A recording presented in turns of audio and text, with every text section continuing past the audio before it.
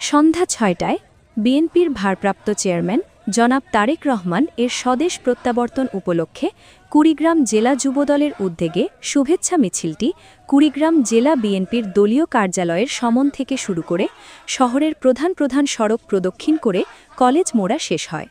মিছিলে উপস্থিত ছিলেন কুড়িগ্রাম জেলা যুবদলের সভাপতি রায়হান কবির, সাধারণ সম্পাদক নাদিম আহমেদ, সিনিয়র সহসভাপতি নাসিম পারভেজ তারা, সাংগঠনিক সম্পাদক রফিকুল আলম রজব, রকি বকশী, সদর থানা যুবদলের যুগ্ম আহ্বায়ক ওয়াজেদ আলী ঝিনুক, সাবেক সভাপতি পৌর যুবদল কুড়িগ্রাম নয়ন, ফরহাদ হোসেন সহ অসংখ্য নেতাকর্মী উপস্থিত ছিলেন।